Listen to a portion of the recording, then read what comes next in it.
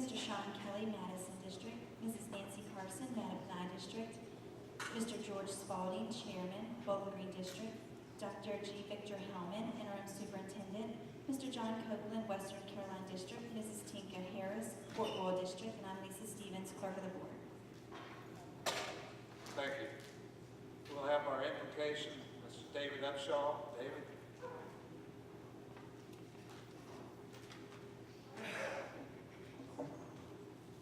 I was told just to pray for everybody to be healthy and wealthy. Sounds good to me.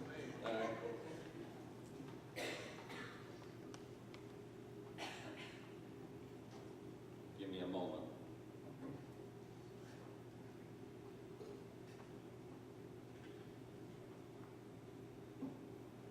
Let us pray. Loving and gracious God, you are indeed the giver of all good gifts. And we thank you today for all of your blessings, for the successful outcomes of our school events, and for all our staff members, both the teaching and support members. We ask that you bless them abundantly, and we continue to seek your wisdom, guidance, courage, and strength. Be with us in our deliberations tonight. Help us to be wise in the decisions we make for the good of all those who have placed their trust and confidence in our leadership. Give us insight to lead with integrity, that our decisions may reflect what is right and good. Keep us from short-sightedness and pettiness. Help us to make decisions that are for the good of all and guard us from blind self-interest. Dear Lord, grant us the humility to always seek your will in all that we do and say. And we'll be careful to give you, our loving God, the praise and the glory forever and ever. Amen. Thank you, David. We'll have the Pledge of Allegiance now. Caroline High School, honor guard.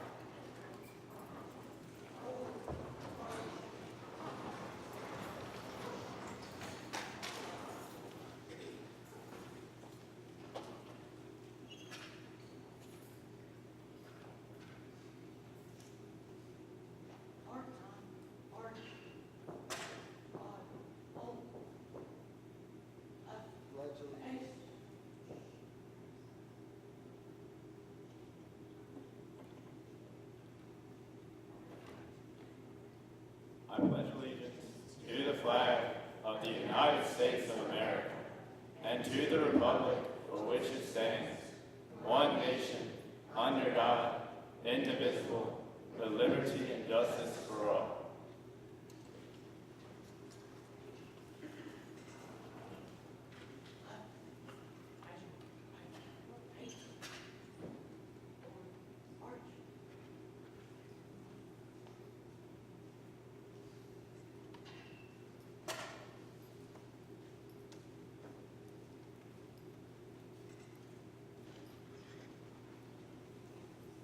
Seated. Thank you, gentlemen. I have to shout tonight, my mic's not working, but what else? Next, we have the approval of the October 8th, 2018 agenda. Mr. Chairman, I move for approval of the October 8th agenda. Second. It's been moved and second. Any questions? If not, call for the vote.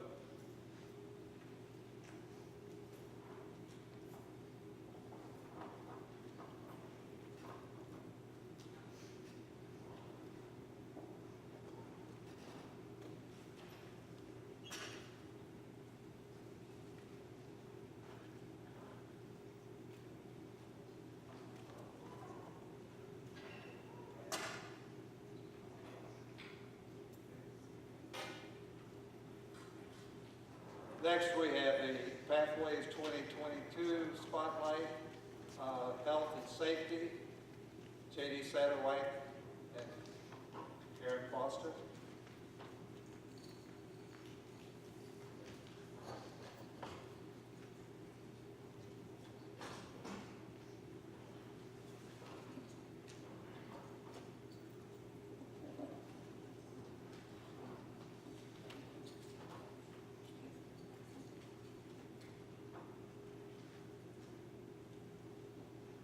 We've got a big crew tonight.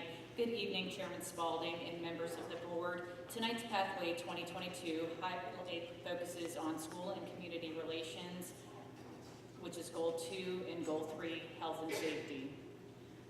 Specifically, tonight's highlight is on Champion Zone Kid, which focuses on goals, health and safety in school and community relationships. According to StopBullying.org, conclusive research has shown that between 1 and 4 U.S. students say that they have been bullied or experienced cyberbullying. Research has also showed that most bullying happens during the middle school years, with the most common types being verbal and social bullying. Furthermore, school staff can do a great deal to prevent bullying and protect students, but they can't do it alone. Parents and youth also have a role to play in preventing bullying at school. When parents and youth are involved in the solutions and partner with schools, students feel safer and can focus on learning. Parents worry less. Teachers and staff can focus on their work. Schools can develop more responsive solutions because students are more likely to see or hear about bullying than adults. And school climate improves because students are engaged in taking actions to stop bullying. Parents can also support the school's message about bullying at home.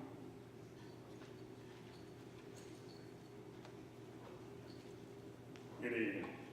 With this knowledge and the knowledge of efforts already in place at CMS, 2 of our Caroline County school bus drivers put this plan together. Dawn Hawkins and Charlotte Salem, they were the backbone to this. We strengthened efforts at the middle school by creating Champion Zone Kids, or CZK. The goal of CZK is to educate our community about what bullying is and is not, to teach our students to be inspired, empowered, learning how to overcome negativity, and lead others to do the same, valuing the differences in others. Drivers were on deck during open house, back to school night, providing information to families about the program, and most recently we're at the middle school lunches for the kickoff of the first meetings, where students signed up to commit to become Champion Zone Kids. Dawn will give you an update on the number of students, which I thought was phenomenal. Champion Zone Kids respect themselves and others, choose positive influences, value the differences in others, speak with kindness and courtesy, help those who experience conflict or bullying, and include those who are left out. Still in the early implementation phases, Champion Zone Kids will become a student-run organization in which students will learn how to promote positive behaviors to replace negativity, where students know that a small act of kindness can start a chain reaction. Bullying can be prevented, especially when the power of the community is brought together. And I'm just going to add this one extra piece, that now Caroline County can say that we are in this together, from the bus drivers to the schools, back to the bus drivers to reinforce it when they get them, take them home. I'm going to turn it over to Dawn.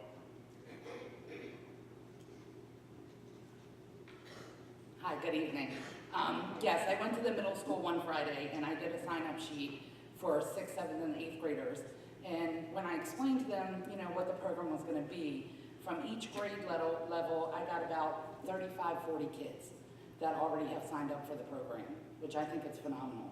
And tonight I brought 3 with me that they would like to speak to you. First, I'm going to bring up Molly Flaherty and let her talk to you. Good evening, Chairperson Spalding and members of the board. My name is Molly Flaherty and I'm special. During my initial development, they say something went wrong, but I say something went just right. I was born with a special hand, which I love. My mom was terrified that I would be bullied because of my hand, but I haven't been. This is because of the strength I get from knowing that my special hand is the best, and the support I receive from my family and friends. Starting middle school this year meant more new people who weren't used to my hand and more opportunities for teasing and bullying. But in middle school, I found another layer of support. Champion Zone Kids provides students an opportunity to help other kids who might need a kind word or a friend to stand with them. As a Champion Zone kid, I respect myself and others. I choose positive influences. I value differences in others. I speak with kindness and I am courteous. I will help those who are being bullied or left out. I will model positive behaviors and I will rise above the crowd to be a champion for myself and others because like me, they are special. Thank you for your time and allowing me the opportunity to speak.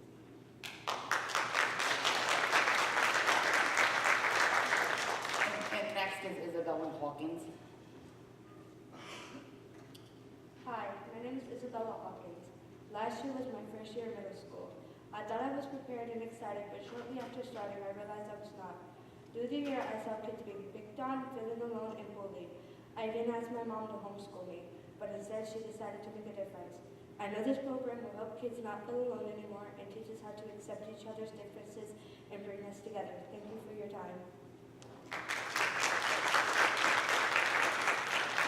And last, Brianna Sale. Hello, my name is Brianna Sale. My story is that I've been bullied ever since 3rd grade, and it's only become worse in 6th grade by the same students. By working closely with my mom, I've learned to handle bullying and overcome certain situations. I was able to start helping other kids that were going through the same thing, and that is what this program is about, rising above and helping others. Thank you for your time. Hello, I'm Shada Sale.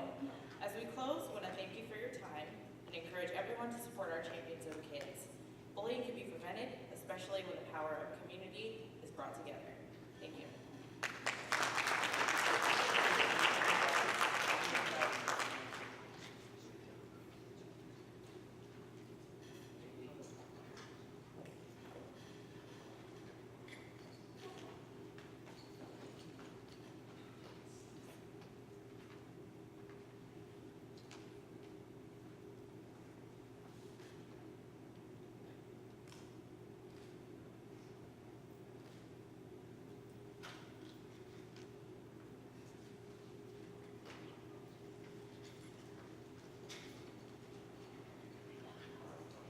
Thank you, ladies and gentlemen. Going along with that same topic, this happens to be Bullying Awareness Month. I think we've all been bullied at one time, either as an adult or as a child or whatever. And it's a killer. And we can't take care of the bullies like we used to in the old days. It doesn't work like that. But let me read this to you. By virtue of the authority vested by the Constitution of Virginia and the Governor of the Commonwealth of Virginia, there is hereby officially recognized VSBA Bullying Prevention Month. Whereas school bullying is a significant problem in the United States and Virginia, and whereas more than 20% of the youth in the U.S. are estimated to be involved in bullying each year, either as a bully or as a victim, and whereas an estimated 160,000 students in kindergarten through 12th grade miss school due to the fear of being bullied, and whereas bullying can assume many forms, including verbal, physical, or cyberspace, and can happen on and off school grounds, and whereas it is important for Virginia parents, students, teachers, school administrators to be aware of bullying and to encourage discussion of the problem as the school community. And whereas Virginia School Boards Association has developed a model policy on anti-bullying to encourage positive behaviors and to estimate bullying behaviors. Now, therefore, I, Ralph S. Northam, do hereby recognize October 2018 as Virginia School Boards Association Bullying Prevention Month in our Commonwealth of Virginia, and I call this observance to the attention of all our citizens.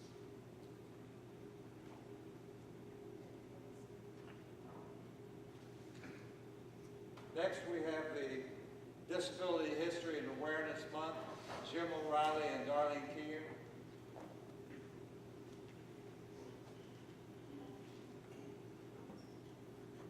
Good evening, Chairperson Spalding and the rest of the board. I'm Jim O'Reilly. I'm new science coordinator for Caroline County, and so I'm enjoying my new adventure in this part of my career, coming from Louise. Good evening, I'm Darlene Keener. I'm the behavior coordinator for special education for Caroline County Schools. That was a new position that started this year. I have a part-time counterpart. Her name is Val Strawn. She works at Bowling Green Elementary mostly, and I work at the other 4 schools. I was hoping to meet Ms. Rollins-Fells again tonight. I used to work with some of you through Caroline's Promise many years ago, so it's nice to be back and see some welcome faces. We are here tonight in honor of another great thing for the month of October, and that is Disability Awareness Month. You will see near you already is a Ziploc bag with some goodies in it. We're going to talk about some different items in there. We're going to highlight a project that we're going to do, and then also, if you'll find inside that Ziploc this little laminated flyer, Jim's going to tell you a little bit more about that. If you look at the flyer in the handout, the top is a special education added grants for Caroline County Public Schools. The top table itemizes the number of students as a percentage of service throughout the county by school. The graph in the center is a percentage by disability category throughout the county for all students. And at the bottom are a sample of services that we provide throughout the county for students with special needs. All right, and so I wanted to take just a second to highlight some of the great things that the Special Education Department in Caroline County is going to strive for during this school year. We are working hard to evaluate and strengthen our reading instructional programs to all of our students with special needs. We're working hard to build up our co-teaching opportunities, having some collaborative trainings with general education teachers and special education teachers, working hard to develop a team to help our schools become more trauma trained and more aware of mental health needs. We have launched an autism cohort where every teacher who teaches students with autism will be coming together monthly to hear from visitors from surrounding universities and to have some special trainings. We are working to train our paraprofessionals to be able to deal with behavior and different aspects that they have to deal with on a daily basis. We are redesigning our special education handbook. We're gathering all the forms from all the years and making a nice, solid flow of all of the parts and pieces to special education. We are working hard to develop and my job has mostly been to work with administrators and the general education and special education areas to develop strong functional behavioral assessments and behavior improvement plans to really help our students be able to become successful all the way around. So Jim's going to tell you a little bit about the project now. Based on the flyer to the tapestry of special education, we are doing a project in coordination with Scout Troop 502 and a young man named Reed Glass who's going for his Eagle Scout project. So as part of his project, he's going to be designing a tapestry and quilt squares that are created by students, administrators, members of the community that highlight images related to special education. He's going to create a quilts out of these to provide to the different schools to use at the Special Olympics in the springtime. And once the quilts are done, we'll do a presentation of the quilts to the board. But if you look, You see that blue there is a folder blue up folder there? at either end of the table. You can pass that down there and glance at some of the quilt squares that have come in already from all the different schools. You'll see lots of different ability levels there. Just take a moment and glance at those. And so the challenge now is to each one of you all. That's why you have a quilt square in your Ziploc bag and you have your own set of fabric marker pens. And we will be looking forward to your designed quilt squares. If you would drop those off at the school board office sometime within the next month or so, they'll send those down to the special ed department and we'll make sure that your quilt square is in one of these 5 quilts that will be created by the springtime. All right? Okay, thank you all very much.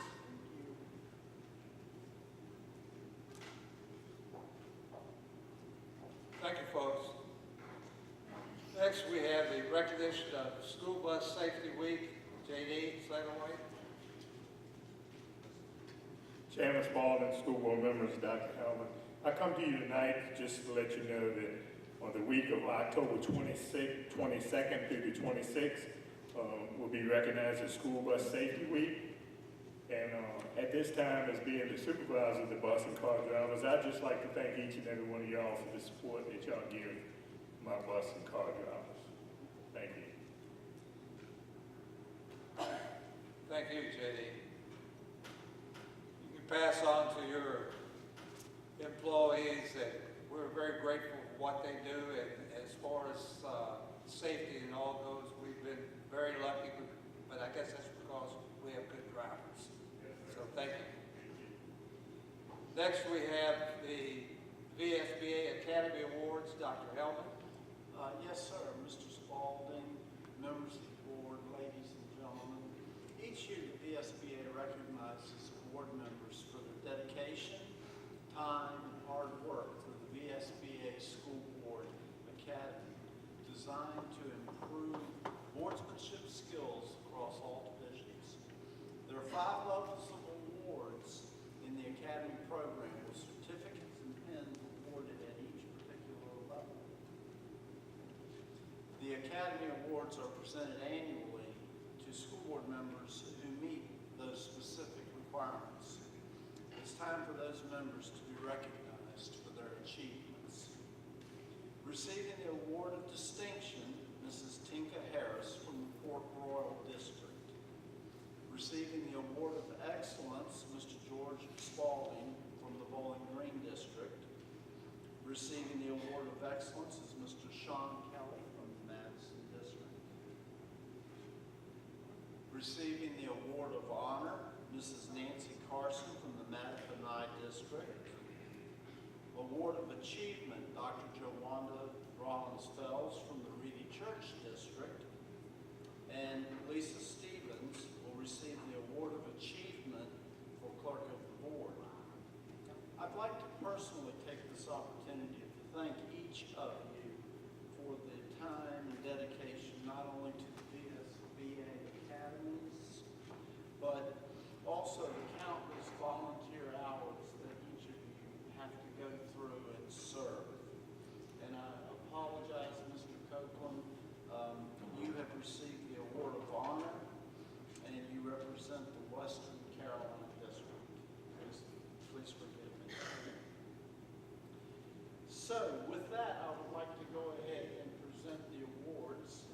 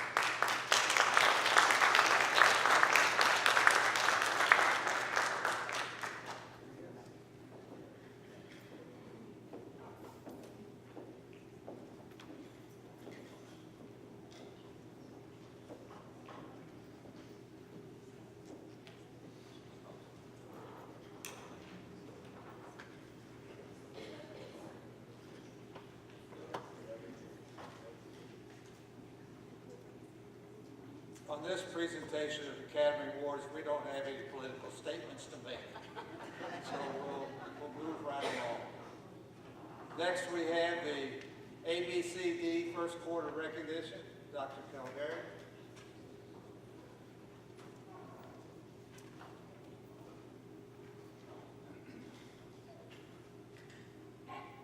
Good evening, Chair Spalding, the rest of the board, and Dr. Hellman. I am honored to be with you this evening to present the first quarter ABCD recognition. The ABCD Award recognizes any employee who goes above and beyond the call of duty in performing his or her job responsibilities. Any employee may nominate a fellow CCPS colleague for the ABCD Award. Once nominated, nominees are evaluated on one or more of the following criteria. 1, they've made a significant contribution that improved job efficiency, the quality of services, safety, or it conserved resources. 2, they performed a humanitarian or heroic act. Or 3, they responded proactively by anticipating needs and solving problems without a directive being provided. Tonight, we will recognize those employees that have gone above and beyond the call of duty. This evening, I do invite Mr. Donovan Miller, our representative from Grand Canyon University, to come forward and present the ABCD certificate to our 3 representatives. Grand Canyon has been a gracious business partner to Caroline County Public Schools and provides a $50 recognition to our recipients, as well as a number of other supports to the division throughout the school year. Mr. Miller, thank you for joining us this evening.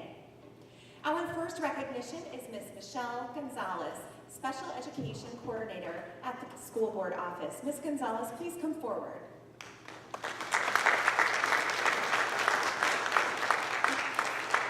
Ms. Michelle Gonzalez has been such an asset to the Caroline County Public School system. Michelle has worked 12-hour days, written lesson plans, executed training, developed behavior plans, and tended to endless student needs. Ms. Gonzalez has completed these numerous tasks while maintaining parent conferences, IEP meetings, and collaboration with many parent advocates. She is skilled with brainstorming behavioral strategies, supporting classroom teachers, and communicating with parents. Mrs. Gonzalez has remained steadfast in her work with a smile on her face. She has definitely gone above and beyond the call of duty. Thank you for what you do for Caroline County Public Schools. Congratulations.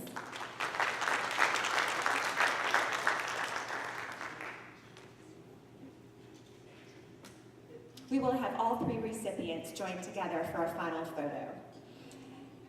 Our second recognition is Mr. Paul Heiser, Student Activities Director, Caroline High School. Please come forward, Mr. Heiser.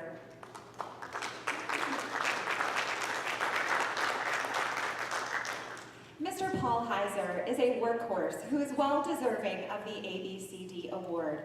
He fulfills multiple needs of the athletic department at Caroline High School and has exceeded his call of duty in numerous ways. His typical duties include managing 3 sport seasons with multiple sports and logistics, attending county, district, and state meetings, and maintaining numerous sport fields and facilities. Beyond his daily duties, Mr. Heiser effectively communicates and is highly involved in the renovation process at Caroline High School. He has established positive relationships in Caroline County and surrounding communities by organizing district and regional playoff games and demonstrating hospitality for visiting schools. He took the lead and worked diligently to write the Regional Athletic Handbook for the region. These are just a few examples of Mr. Heiser's dedication to Caroline High School, his exemplary work ethic, and his impact on the school and community. Congratulations, Mr. Heiser.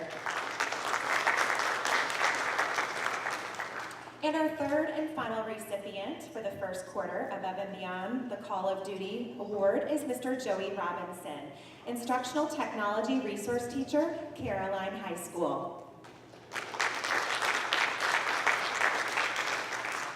Before reading Mr. Robinson's summary, I should note that this is his first year being placed at the high school with the one-to-one conversion. So this is an extreme honor for being recognized by his colleagues at the high school.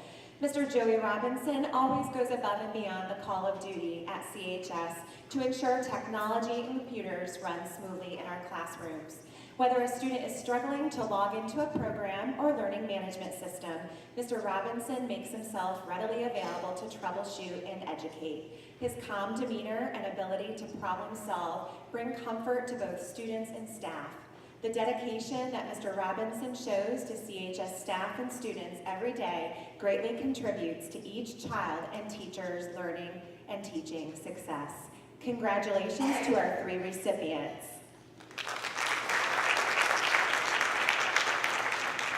While their final photograph is being taken, I would be remiss not to make you aware of all of the nominees, as we have a number of folks who are deserving recipients.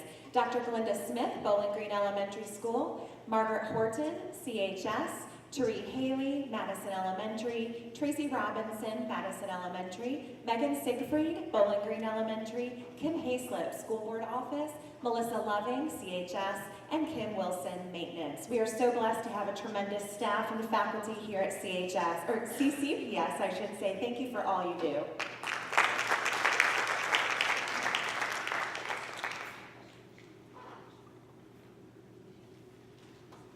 Okay, congratulations to all the recipients from the board. We appreciate what you do. Next, we have the recognition of Virginia State Fair winners and student volunteers. Dr. Monroe. Chairman Spalding, members of the board, and Dr. Hellman, it is a plum-pleasing pleasure this evening to be able to recognize those students and volunteers who represented Caroline with pride and enthusiasm at the State Fair. We are excited to announce that we have student groups, clubs, and individuals that have placed in different categories at the Virginia State Fair. We even had a state champion entry and a plethora of other place winners. Please join me in enjoying this short video in honor of the awesome job done by our student participants and volunteers.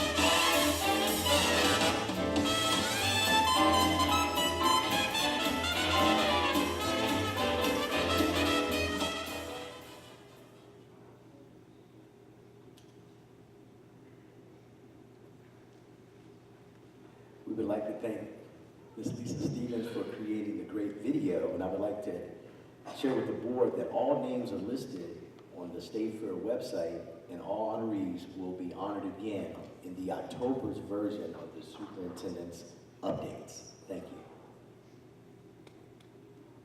Thank you, Dr. Monroe. You're also up for the Perfect Score Club. Thank you, Chairman Spalding, and members of the board and Dr. Hellman. It is recommended that the school board members recognize the outstanding achievement of students who achieve top scores on their respective end-of-year assessments from Caroline Middle School and Caroline High School. These students will be honored as lifetime members of the Perfect Score Club. Tonight, I believe we have 4 outstanding scholars that will be recognized. Students, when I call your name, please come to the stage to receive your certificate or in front of the stage. And please remain standing because we will take your picture. First, we have Nelson Bonilla. We can give Nelson a big round of applause. Next, we have Ryan Miller.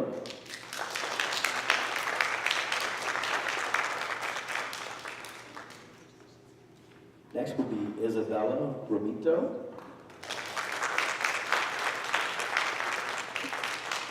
And last but not least tonight, Kylie Smith. Come on down. If there are any students who are here that need to be recognized tonight, please come to the podium at this time. Do we have everyone? But can we give these scholars one more round of applause?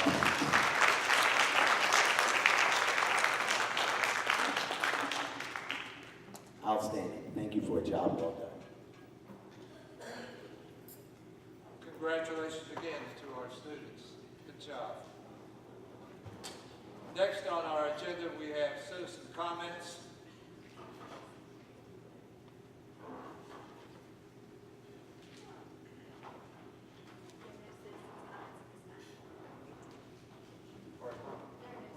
Thank you. Citizen comments. There are no citizen comments. We'll move right along then. Next, we have the consent agenda. Consent vote approval of regular school board meeting minutes on September 10, 2018. Approval of monthly bills, financial reports, approval of donations, approval of homeschool requests, religious exemption requests, and approval of CSBA advisory committee. Do I hear a motion? Moved and second. Any questions on the consent agenda? If not, call for the vote.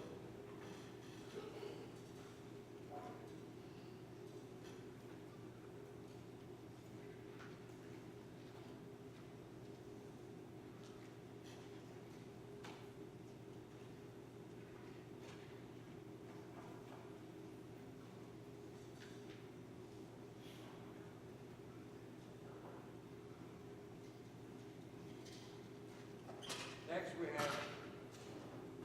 have our action items. Approval of the VSBA policy updates and revisions. Dr. Kilberry. Good evening again, Chair Spalding, members of the board, and Dr. Hellman. This evening, I come to you to present a second reading of VSBA policy updates. I will take a brief moment to highlight each of the policies for you and answer any questions that you may have. Policy BDA outlines information associated with, just make sure I'm in the right pack, forgive me, that's my next topic. Let me switch my packets.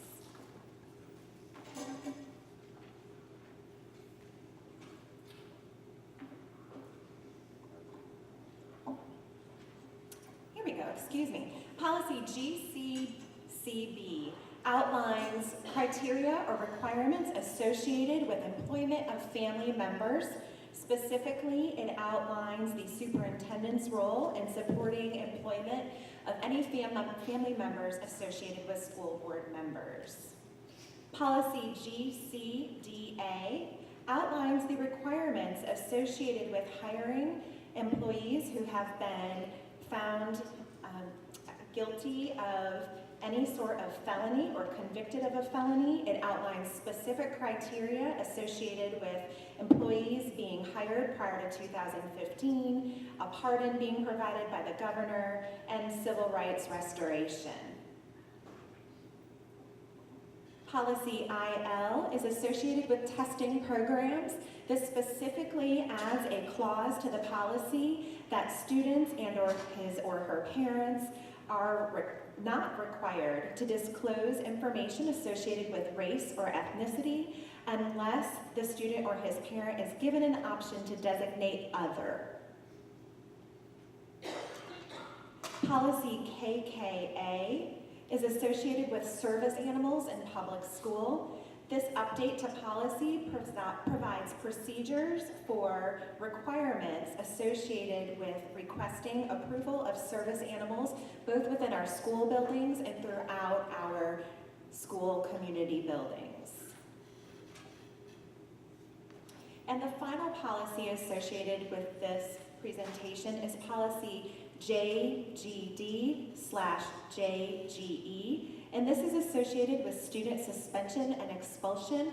The conversion of this policy is simply to align with the new state regulation associated with suspensions for K through 3 students, as well as the length of suspensions that are permitted by a school system. At this time, I can entertain any questions that you may have regarding this set of policies. Any questions from the board? Yes, sir, just real quick, what's the maximum suspension time for students? Good question, Mr. Copeland. If you actually look within the policy, one of the new provisions outlines that no student in preschool through grade 3 is suspended for more than 3 school days or expelled from attendance unless the offense involves physical harm or credible threat of physical harm to others. The second portion of this policy indicates that the school board or the superintendent or his or her designee finds that aggravating circumstances exist as defined by the Virginia Department of Education. At this time, aggravating circumstances is yet to be defined, so there is a lack of clarity which affords the local school systems the opportunity to define at this time. The second portion of this policy outlines procedures for students 4th grade through 12th grade. And the written notice of suspension for 11 to 45 school days must include notification of the length of suspension, and a long-term suspension may extend beyond a 45 school day period, but shall not extend beyond a 364 calendar day. Thank you very much. Absolutely. Any other questions? None, do I hear a motion? So moved. Move for acceptance of the approval of the VSBA policy updates and revisions as presented. Second. And moved and second. Call for the vote.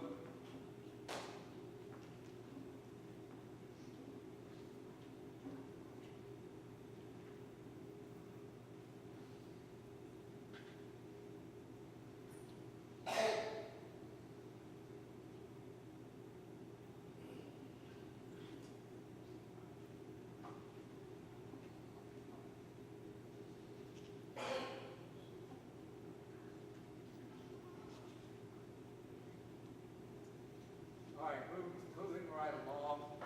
New business, first reading update on VSBA policies. Again, Dr. Calvary. Good evening one more time, Chair Spalding, members of the board, and Dr. Hellman. I'm here to present for first reading 5 policies associated with July VSBA updates. The 5 policies are associated with the following topics. Policy BDA is related to regular school board meetings. Policy BDD is associated with electronic participation in meetings from remote locations. Policy CMA outlines the changes that the Virginia Department of Education has undertaken associated with school quality profiles on our website and the VDOE website. And policy ICID addresses the school year, school day. And finally, IGBG offers information associated with off-site instruction and virtual courses. I'm happy to answer any questions you may have, but I also will be back for a second reading in which you may have an opportunity to peruse the policies at greater length. Thank you. Thank you.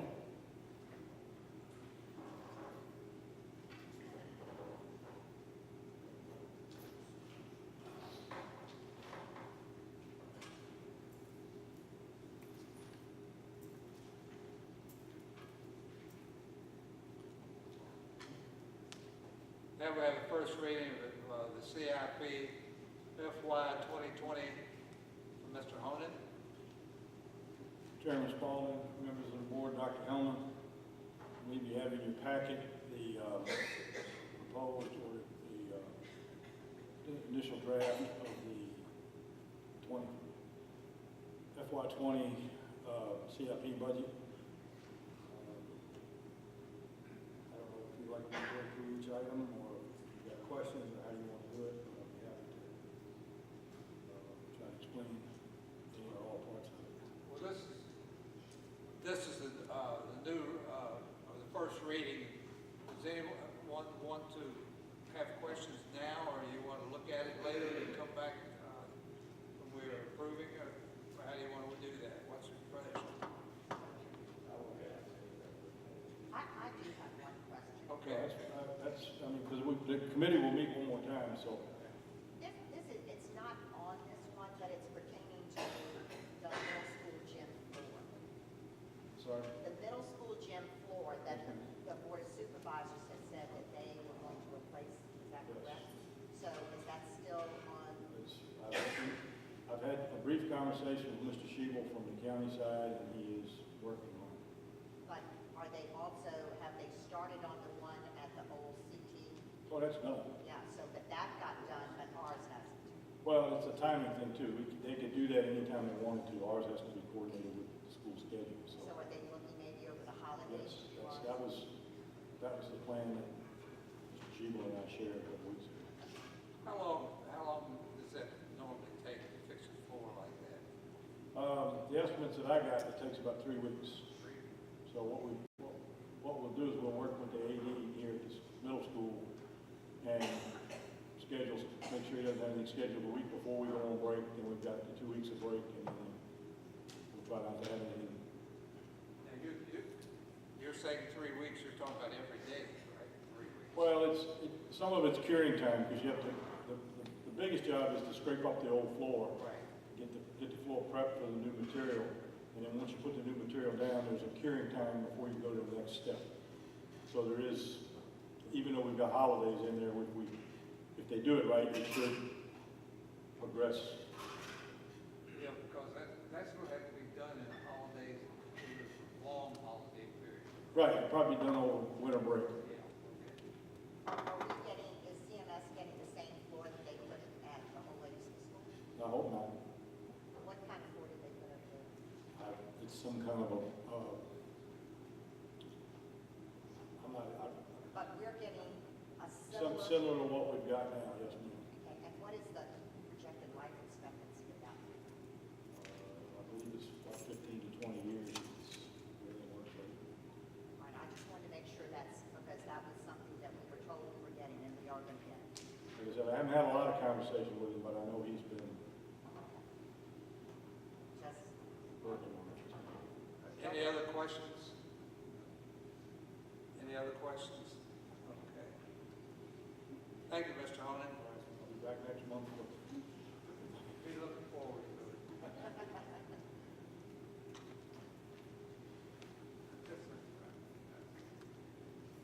Next, we have the first reading of the budget calendar, FY20. Ms. Stevens. Good evening, Chairman Spalding, members of the board, Dr. Hellman. It's my pleasure tonight to start us in the FY20 cycle, budget cycle. Seems early, but we need to get started. I have prepared a draft for the budget for FY20. I'm not going to sit here and read it to you. You guys certainly give me any feedback that you have. I have drafted my calendar based on receiving information from Mr. Finney, and to ensure that we're aligning our dates with the Board of Supervisors. The goal also is we're in the second year of the biennium. That will have a smooth, timely state budget this year to keep us on track for us to be able to adopt our budget early on this year in April and ask for our appropriations in May, actually adopt in May. So if you guys will peruse the calendar, let me know of any changes that you would like to have made to it, any suggestions. I will incorporate that into second reading. Along with that, I do have one board work session in here tentatively. It is not on the Board of Supervisors calendar at this time. I have it tentative in March 19th. We can certainly put in as many as you want or as few as you want as we work through that process. So just, I look forward to your directions. Do you have any questions for me tonight? No questions. Thank you. I would just like to say thank you for all the hard work you've done in getting everything aligned with Mr. Finney. I know you put in so many hours and so much I'm speaking for myself, but I know the board so greatly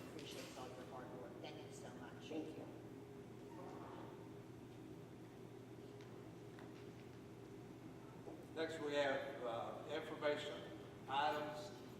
First of all, the 2018-19 school-wide plan presentation. Dr. Monroe. Good evening again, Chairman Spalding, members of the board, and Dr. Hellman. This evening, the principals and I will present an overview of the school-wide plans for 2018-19 school year. I would ask that all of the principals please come up and join me at the podium at this time. And I just want to say that I'm just among greatness to work with such great leadership in each of our buildings. This isn't part of my notes, but I just want to share with everyone that my wife asked me a couple of months ago, what do you like so much about Caroline? And I said, we have great people, great schools, and great leaders. And I said, most of all, we have a great board and great kids. And I don't even have to set my alarm in the morning to get up. Some of you know I may be a little antsy anyway most of the time, but I just want you all to know that we're all doing great work together. And we always say teamwork makes the dream work, and I know that the dream is working here in Caroline. So I just wanted to start the presentation by applauding the effort of our leaders that will share their school-wide plans tonight. Caroline County Public Schools has a lot to celebrate based on the 17-18 SOL results. All buildings met with success in the academic achievement indicators of math and science. In the areas of mathematics, the 3 elementary schools all scored over 82%, while Caroline Middle School and Caroline High School exceeded the state target. All schools demonstrated success in science by also exceeding the state target. In the 2018-19 school year, students with disabilities and chronic absenteeism will be a division focus. Each school has crafted a school-wide plan that addresses specific areas of growth in each content area. The individualized school-wide plans will encompass student-specific goals, strategies, and assessment tools to drive quality instruction and enhance student achievement. Collaborative efforts between the central office team and school leadership will allow CCPS to progress monitor growth and provide the professional development needed for the continued success and growth of all student groups. Highlights from each school are on the slide behind you, but you also received a copy of each school's school-wide plan. But I'd just like to quickly say that Bowling Green Elementary School is accredited, again, for 18-19. All academic achievement indicators exceeded state standards, specifically in the areas of math, English, and science. Lewis and Clark Elementary School is accredited for 18-19. All academic achievement indicators exceeded state standards as well. Madison Elementary School is accredited for 18-19. All academic achievement indicators exceeded state standards. Our Caroline Middle School is accredited with conditions for 18-19, and academic achievement indicators exceeded state standards in the areas of math and science. And Caroline High School is accredited 18-19, and all academic achievement indicators exceeded state standards. Yes. In closing, for my comments tonight, I would just like to share that in our next slide, it states and it demonstrates, it says the practices that will increase performance countywide include an ongoing investigation on Virginia tiered systems of support and trauma-informed training to meet the social emotional needs of students. Next to that is the result-driven accountability corrective action plan for special education is intended to balance focus on improving educational results and outcomes for students with disabilities that include specifically structured literacy implementation, co-teaching and co-planning models, credit accommodations for our high school students, IEP development training for all staff, transitional planning to connect our students with disabilities to community agencies, and the ongoing VAP review committee. Reading and writing across the curriculum will also be a focus countywide for all student groups with a laser focus on chronic absenteeism through the weekly meetings of school attendance team members. All schools will participate in professional learning communities weekly. Instructional leadership teams bi-monthly to conduct peer observations to give all teachers actionable feedback. School support teams will meet monthly to analyze data that will drive successful attainment of the goals in the school-wide plans, and administrative check-ins to provide professional development and coaching to all assistant principals to build our leadership capacity. At this time, I would like to ask Mr. Wick to come on up.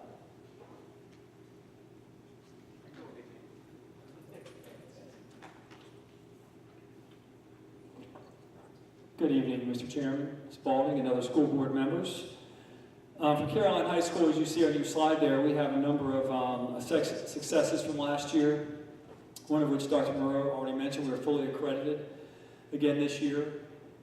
We have worked hard to increase our AP and dual enrollment, and those numbers continue to rise. And we do give the PSAT test every October. That will be coming up this week on Wednesday, and we do use that report from that to identify students for dual enrollment and AP, which helps increase our numbers and puts those students in classes which they are able to succeed in and truly challenges them. Of course, last year we had the MC Dean partnership. We still have those 5 students working there. I see one of them on a somewhat regular basis, and he's enjoying his time there, and he talks about how much money he's making. So he's happy with that. And we have a number of students this year looking forward to going through the program again at the end of this year upon graduation. Of course, we're always working on other areas to get students opportunities for those types of apprenticeships. Of course, we have a number of extracurricular achievements from athletics to band to Beta Club, NHS, and so on. So our students and teachers doing a lot of great things. Our goals this year, coming into really academically as SOLs, we want to improve our reading, though we're fully accredited. We're trying to increase our scores in all areas, really, as you can see there, reading, math, especially on-time graduation. Actually, our number's a little bit higher than that, but we still want to improve upon that and get more students graduating on time, up to 90%.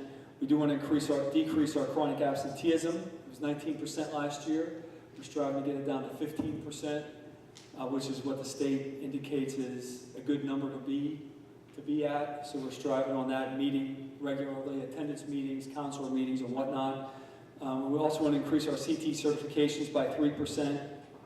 And last year, we actually not only fully accredited, we saw increases in 7 of the 10 areas, including all the science contents, which is earth science, biology, and chemistry. On the next slide, you will see some of our actions for success this year.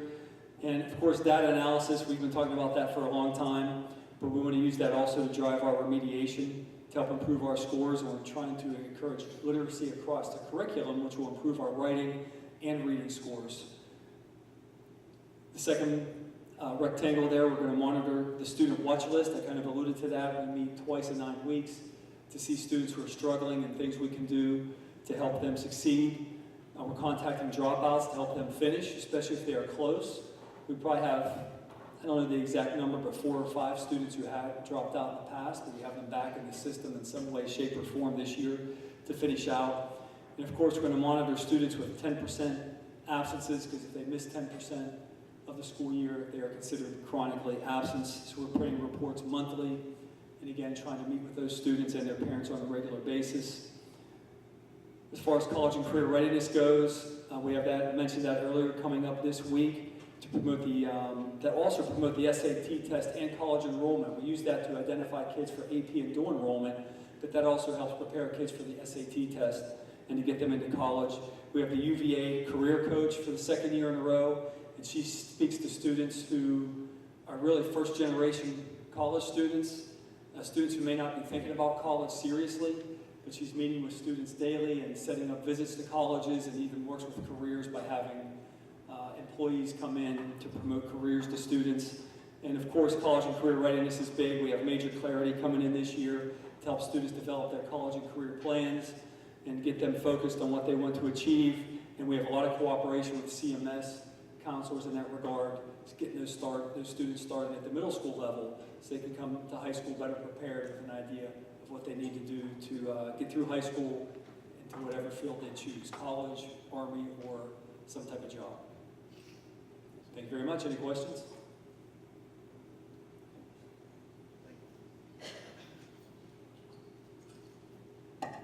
Good evening again, Chairman Spalding, Board, and Dr. Hellman. I was reminded just recently, as we are looking at our school-wide plan goals and reflecting upon last year, that data is the journey, not the destination.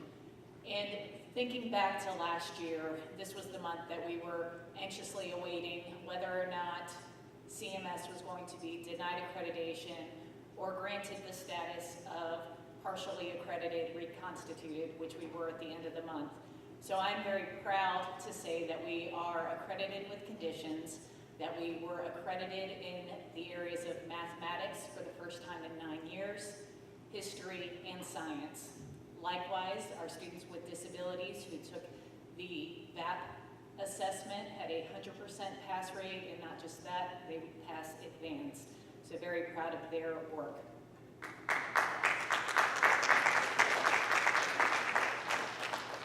When looking at our English scores from last year, we had an overall combined English growth of 3% with a 6% growth in writing. Now 6% sounds like a good bit of growth. However, when only 50% of our students are meeting those standards for writing, we know that it takes a school effort to wrap around and support the writing needs of our students. So this year, one of our main focuses is on writing. With the use of units of study from K to 8 and our second year at the middle school, we are excited about the comprehensive program that our students are receiving in their English classes.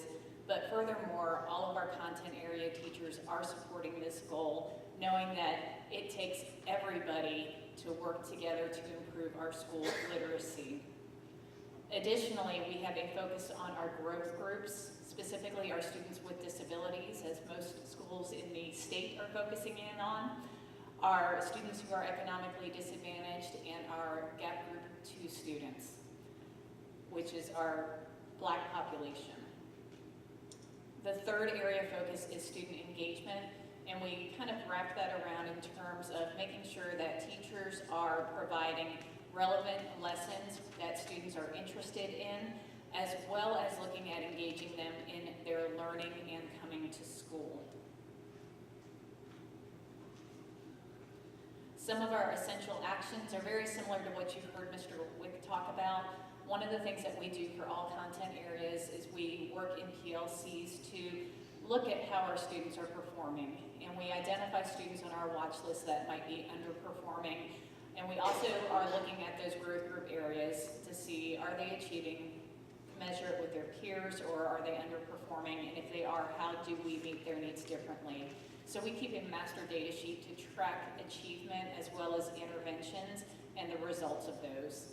We have ongoing professional learning throughout the school year that focuses in on the 3 areas that I spoke of, with writing, student engagement, and growth groups, in addition to formal professional learning as a school, grade level, department, and PLC. Our teachers are also getting weekly strategies for each of those goal areas. For our students with disabilities, we are continuing to work with TTAC as well as the Office of Special Education to provide support for our co-teaching models, as well as training in specially designed instruction and planning. And finally, as we can continue to assess students, and it seems like we assess them a lot, one of the challenges that we face is making sure that we have a balanced assessment plan to ensure that we're not just assessing students, but we're looking at that data, and then we are planning and providing them enough learning experiences to show their growth.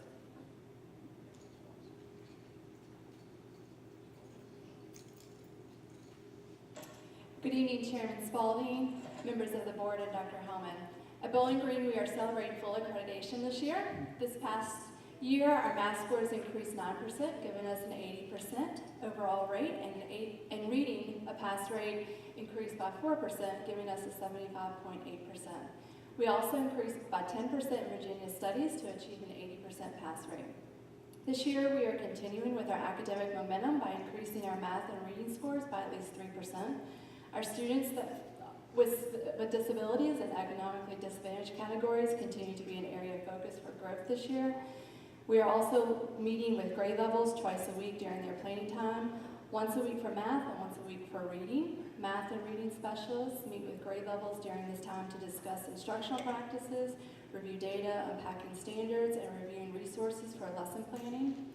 Our instructional leadership team meets bi-weekly to review school-wide data and support peer observations within instruction.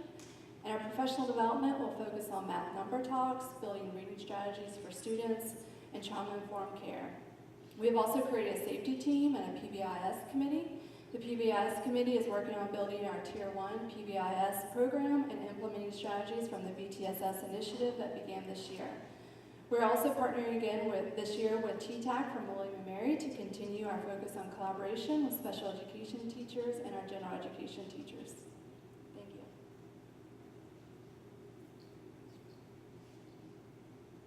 Good evening, Chair Spalding, members of the board, Dr. Hellman. This year, Madison Elementary is fully accredited. English, 80% pass rate. Math, 88%. We went up 14%. Science, 77%. We are very proud of the gains that we made with our students with disabilities in reading and math. Gains also in economically disadvantaged in the area of math. This year, we attained 2 for our school-wide plan goals, increase our SOL achievement in all growth groups. And so as we focus on African Americans, as we focus on students with disabilities, every gap group will be increased. STAR Math and reading will meet or exceed the 40th percentile, and we're focusing also, as we are a pre-K-5 school, K through 2nd students will read on grade level as measured by our Fontes and Pinnell. We also have our PLCs to meet with teams twice a week, focus on common planning, unpacking the standards, gathering resources, and creating bi-weekly quick checks. Instructional and data-driven discussions occur there, and areas which may need strengthening are then identified. Our instructional leadership team meets twice monthly and works to help strengthen instructional practices through observations and coaching. The team also determines solutions of support to close the instructional loop where necessary. We focus on the strengths and growth areas of individual students, growth groups, and among our teachers. Our ILT desegregates data and creates plans for intervention as well as remediation. We have a wealth of professional development going on this year to include new teacher training in all components of effective instruction, strategies, assessments, new initiatives, and procedures. Continued development in the areas of Achieve 3000, Dreambox, Number Talks, as well as the writing and reading to raise the rigor and level of thinking in the classrooms. Those are our focuses this year. This summer, we completed a book study that focused on the mindfulness in education. We are a focused school on being present for our students, showing our why each and every day, engaging every learner, and making their day. Thank you.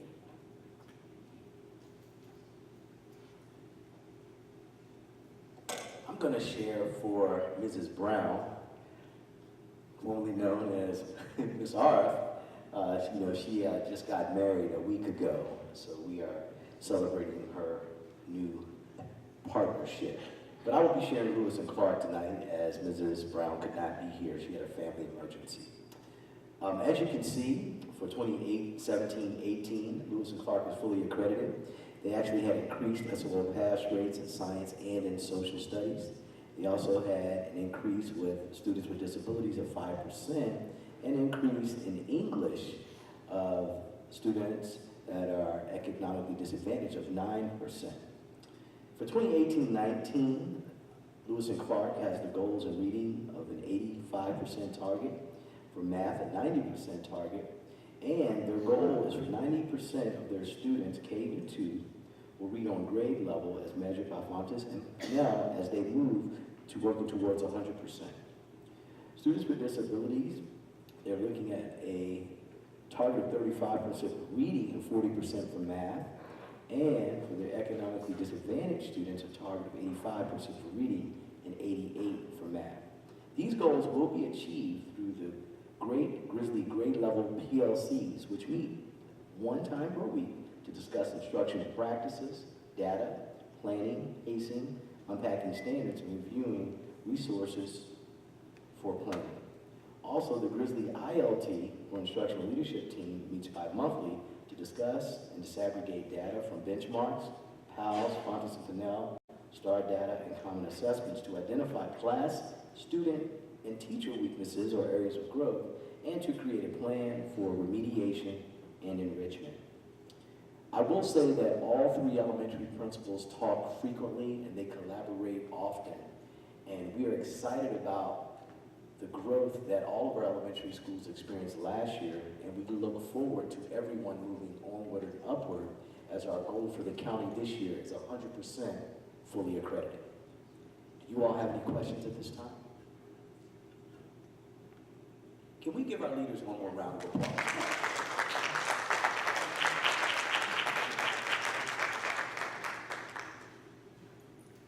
On behalf of the board, we'd like to say thank you, principals. Thank you for your hard work and for your leadership. The board appreciates it. Next, we have Goal 1.2, Teaching and Learning Digital Conversion, Blended Learning, Dr. Jones.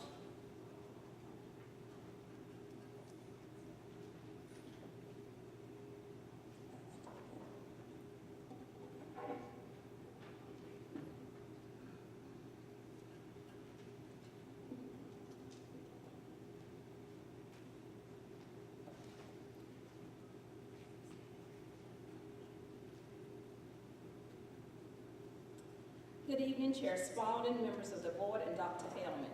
Caroline County Public Schools is proud to share Pathways 2022 Goal 1 Teaching and Learning tonight. This evening, Beth Hausler and I will highlight Goal 1.2, the digital conversion, showcasing grades 6 through 12 one-to-one Chromebook initiative. We will provide updates on the distribution process, student introductory lessons, communication methods, professional development, and next steps. First, I'd like to highlight our distribution of Chromebooks. Prior to the distribution date, the IT team worked diligently to organize and code the devices for the deployment for our middle and high school students. On September the 6th and 7th, teachers, students, ITRTs, and school board staff worked together to deploy Chromebooks to the majority of our high school students. We repeated a similar process at Caroline Middle School on September 11th and 12th. After the initial distribution, the IT team, as well as the ITRT staff, continued to distribute devices to a small population of students who did not receive devices on the distribution date. To date, we have distributed over 2,200 devices. At this time, Beth will come up and share our introductory lessons that were provided to our students. Students at Caroline High School began 5 days of Schoology-based lessons on September the 10th.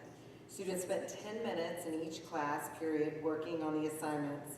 On day 1 and 2, the focus was on digital citizenship. Topics included internet privacy, copyright, social media, and cyberbullying.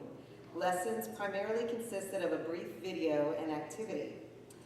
As CCPS is a G Suite division, students completed tutorials on email, calendar, and Drive, as well as embedded productivity apps. On the last day of lessons, students explored various Chrome apps that were installed on their devices. Students at CMS started their lessons on September the 13th. Like the students at CHS, they focused on digital citizenship, G Suite, and Chrome apps. During Eagle Hour time, students completed an interactive game called Digital Compass. For 2 days, students explored the world of anywhere. In the Choose Your Own Path game format, they were exposed to 8 different digital citizenship dilemmas. Students learned about copyright, social media, privacy, security, and cyberbullying. On days 3, 4, and 5, students worked in Schoology to learn more about G Suite and Chrome apps. During the process of this year-long one-to-one process, we've utilized several communication methods. We had staff appear at all open houses at the middle school and high school to provide information sessions. We had face-to-face parent sessions and videos that parents could watch online. We also published several news articles. We sent flyers home and made calls home. We conducted surveys of our digital champions and our digital champion students, and we have a frequently asked question on our CCPS website with lots of information. We hope to continue to provide more information to our parents and our stakeholders by reaching more into the community through businesses and maybe even churches in the future. For CHS Homecoming, Becky Elam created a wonderful Cavs Are Chromebook Ready device sticker to promote our digital conversion. In addition, the ITRTs created QR codes to showcase the various elements of the process. Each QR code contained either a video, website link, or informational sheet. You are going to be privileged to view a short video created by our ABCD First Quarter Award winner, Joseph Robinson.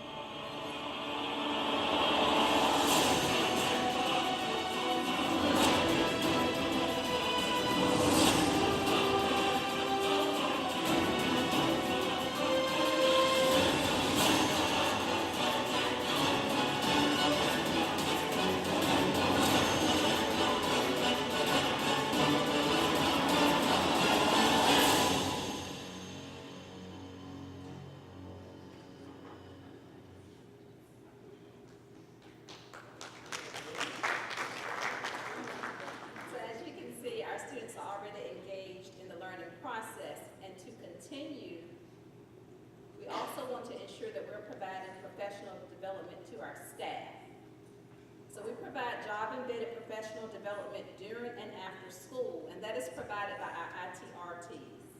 We also have monthly PD within schools as well as with our 4-5 digital champions. In just a minute, Ms. Hauser will highlight our Division PD Day that is scheduled for October the 12th. In addition to that, we also have professional development that will be provided in our building.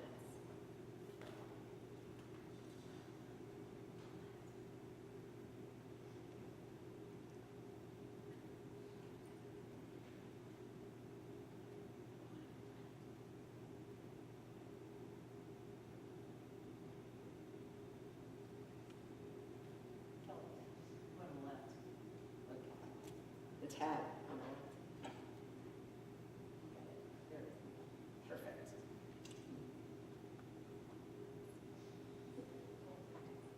Okay. On October 12th, the ITRTs and I will explore blended learning with the secondary teachers. We will look at the 12 types of blended learning and how to incorporate them into different content areas. As we are a Google division, we will explore various Google apps. Teachers will revisit their learning about SAMR, a model used to help educators infuse technology into teaching and learning. Secondary and elementary teachers of math and history will continue to learn about the wide range of resources that are available with the new textbook adoption. In the afternoon, the ITRTs will work with the elementary teachers so that they may learn the basics of Schoology, as well to explore robotics and Seesaw, a lower elementary digital portfolio tool.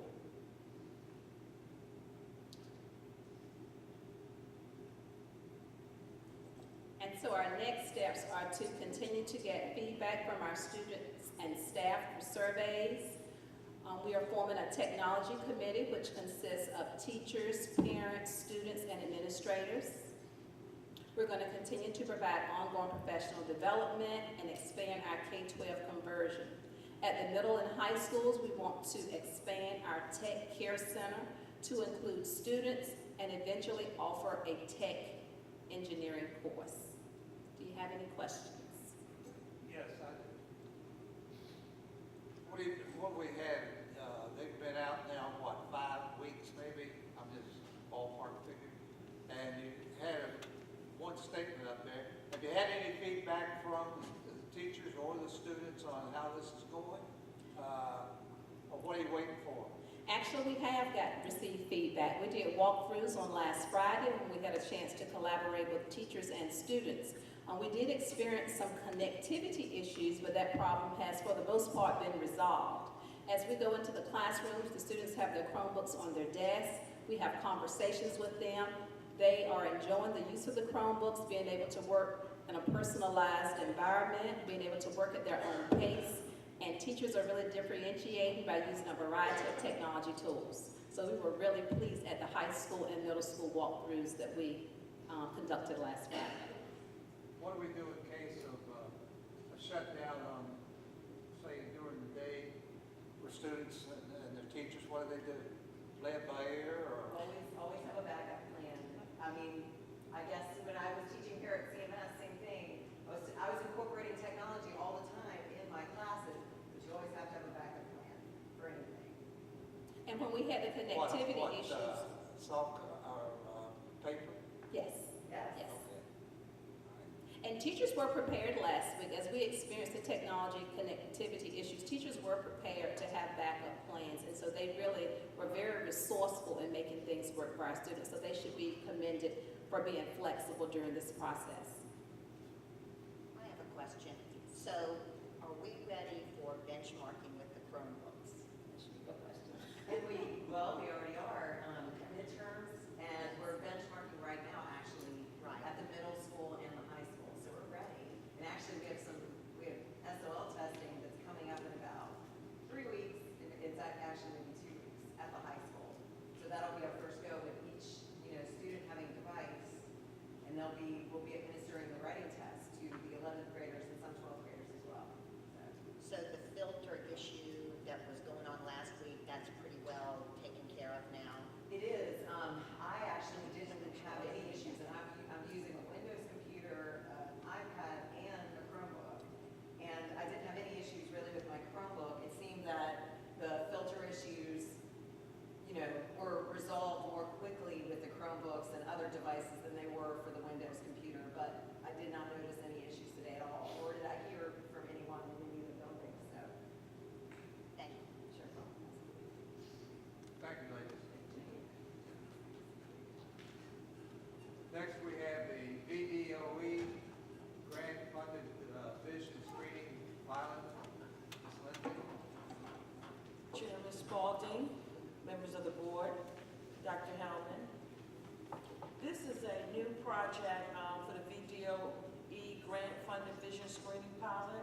If you remember, 2 years ago, we were selected we wrote a grant to get the vision program, but now the legislators has provided funding to Virginia Department of Education to extend it to other school divisions.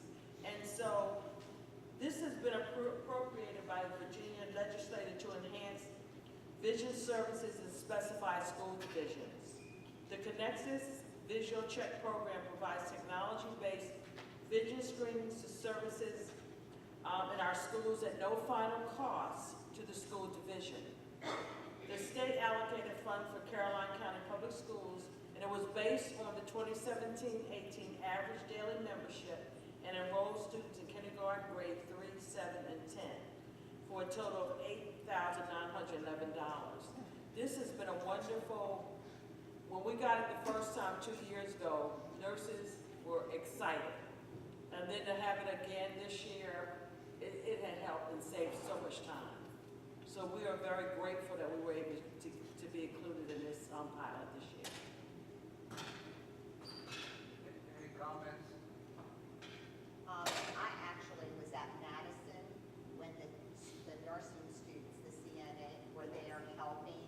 And so the nurse at Madison called me in there when I went by the room, and it was amazing. The students were so involved. It was so exciting to see it. And I actually chatted with a couple of them, and they were, one wants to pursue to become a doctor, and others going into the nursing field. So it was real exciting for them to get their hands-on experience. Absolutely. And it's same with younger children because you don't have to use that chart. Right. Oh, it looks So much easier. Yes, very much. Thank you. Thank you. Thank you, Ms. Lindsay. Next, we have the monthly update on revenues and expenditures. Marcia Stevens. Good evening again, Chairman Spalding, members of the board, Dr. Hellman. It's my pleasure tonight to present the September financials. We are running right on schedule this year for our year-to-date revenue. We're at $8.6 million. We'll be collecting more of our federal dollars as we move along. We're at 18.13%. Our expenditures are at 20.34% at $9.7 million. There are a few expenditure categories that are front-loaded due to our initiatives. You'll see technology has a 34.3% spending rate at this time, and it's because we went out and purchased all our Chromebooks for our Chromebook initiative, one-to-one device. So that was a large purchase at the beginning.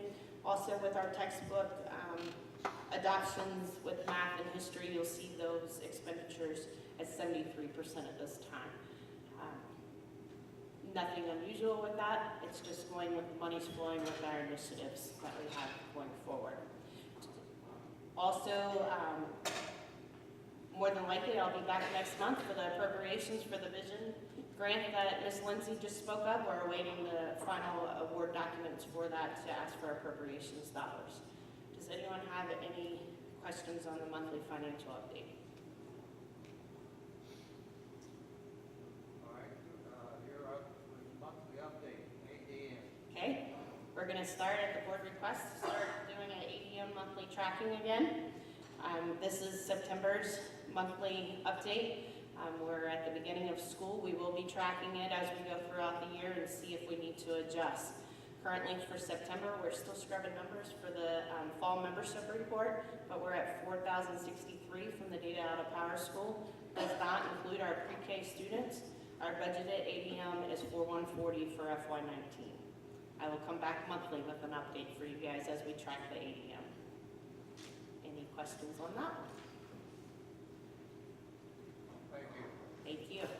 We appreciate the work you do on this. Next, we have Mr. Homan, Election Day. I said we weren't getting into politics tonight.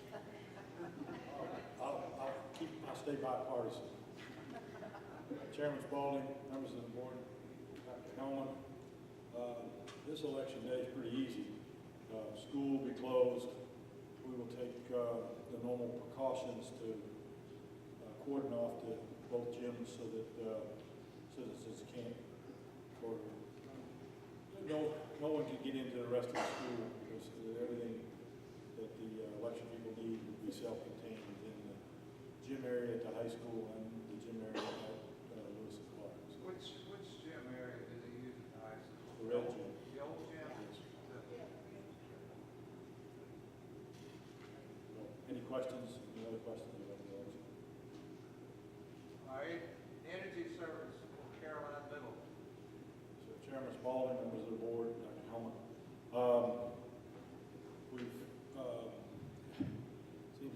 seems like it took forever to get it done, but it was an arduous task. But we finally got the contract signed and got the funding in place, and I'm preparing to start that process.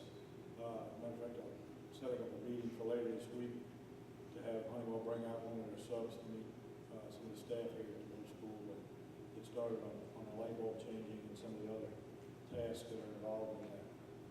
I do have one bit of negative news about that, and it looks like we may not be able to get on to natural gas for this building for this heating season. NiSource, who is the parent company of Columbia Natural Gas, had a huge problem up in Massachusetts and have pulled all of their construction crews from all of their districts to the Massachusetts area to repair some 70 miles of pipe they got up there. So they've been trying to get a crew. They've got some crews left here in this area, but I haven't gotten a definite date from them when they'll be able to install that service route for us. Do we have a contract with them? We have a Gentleman's agreement? well, yeah, we have an agreement with them, but I don't know that it specifies dates of what they have to do. I can go back. I'll I'll be happy to research that, that's a. So it's a good chance then that we won't use gas this whole year. It doesn't look like it. It can happen, but it's just, we're getting so late into the season at this point, you know, we're the 10th of October and they haven't started yet, so but I just wanted to make sure everybody was aware of that, so that if it does happen, we're good. If it doesn't. Any other questions from anyone? Thank you, Jim. Moving right along, we have board comments now. Start with Ms. Harris.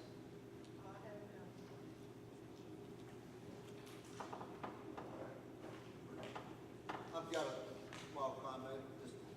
I'd like to say that I'm pleased to see the interest in CTE program. And we had the symposium.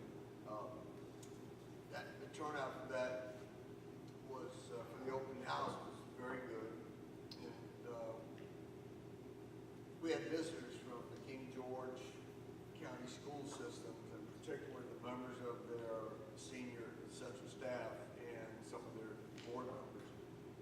I had been contacted earlier, 2 years ago, to help get them involved in it. They finally came down and we had to go around and police the school for socks because their socks were all blown off. So they reported that they were quite pleased to see our course success in the selections, and they want to coordinate with us so that if we have open slots and they have kids who'd like to participate, that we can include them. And I'm proud of the success of our students at MC Dean. That's just overwhelming, and it's great to hear that the company wants to continue with the program because that means jobs for our students. And just a point of note, the Commonwealth Governor's School has a new director. She is formerly the principal at Colonial Beach High School. And so far, so good. Her first meeting was a month ago, so we have yet to test her, but things are looking good. Thank you. Ms. Carson? I have a couple of comments. I was so impressed over at Madison. I go over there once a week in a kindergarten class. The garden that Mr. Honan and maintenance have done in between the old edition and the new edition with the kindergarten room, it looks beautiful. It looks really, really nice where you were having all the drainage and runoff and all. It looks so nice. I know that they're really going to enjoy that. At Lewis and Clark, they have really done an update, and in their office, it looks beautiful. They've taken a wall and made it like a signature wall with a huge fat head of the grizzly on it, and the wall is cobalt blue, so when you go in, you can't miss their mascot, and it looks really good in there. And I wanted to also piggyback on Mr. Copeland with the CTE open house and dinner. That was a huge success, and it was wonderful. The students did an excellent job presenting and talking about what they did and the different people. And Mr. Honan, I hope y'all are going to get those lines painted on the floor in the small, well, not small engine now, it's automotive, because they need those so they can get their certification up to date. And also that possibly looking into the air conditioning for those hot days in there. And then I also had the privilege of going to the fair, and the video that Lisa did was great, but if you could see, that's only a smidgen of all the winners we had, because we had middle school and high school art. And the middle school, that up close when you see that John Deere tractor out of the hay bale, that is phenomenal. And the high school with the FFA, the barn they did, and all the winners in the culinary arts. I mean, I saw at least 4 blue ribbons in categories, and it was at least 30-some entries, and it was really hard to see them because a lot of the tags were turned over in the cases, but it's just so impressive to see how well our students are stacking up against surrounding counties. So it was just it's just been a really good month so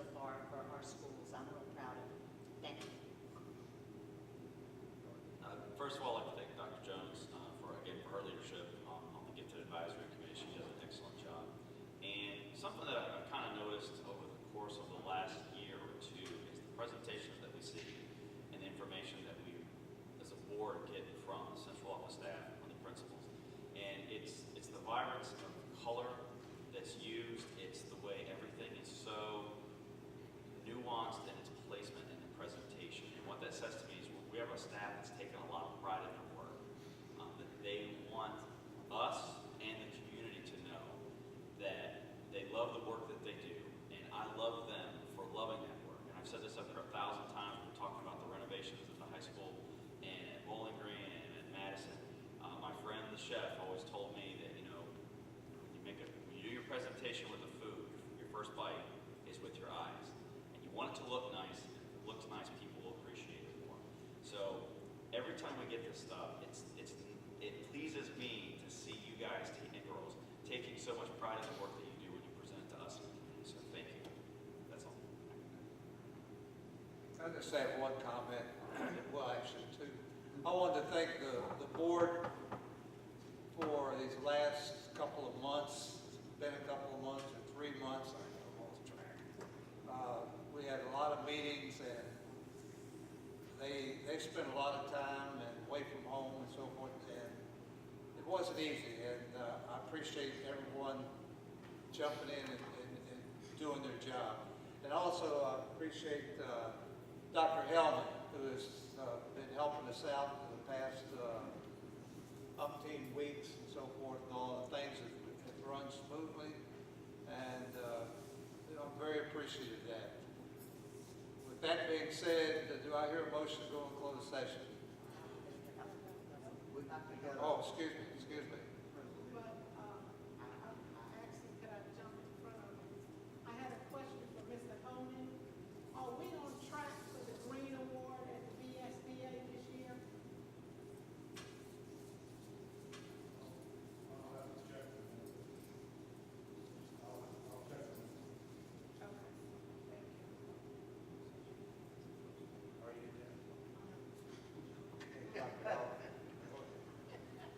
Thank you, Mr. Spalding. At the risk of going on and on and on, I'm not going to repeat the comments that have already been said this evening. The Chromebook distribution was a phenomenal event. The homecoming I was present at was a phenomenal event. We had our faith-based advisory committee meeting last week, and that has been kicked off and going. Just an anecdote, at the CTE presentation, Chef Jazz had all of his pies and cakes lined up that he was getting ready to take to the state fair, and by golly, I tell you, they look some kind of good. I was worried that maybe they might not make it to the state fair. And I would be remiss if I didn't congratulate all the schools for their accreditation. Just an absolute wonderful job by everybody involved. So that concludes my comments, Mr. Chairman. Thank you. Do I hear a motion to go in closed session? So moved. Second. Take the call for the vote.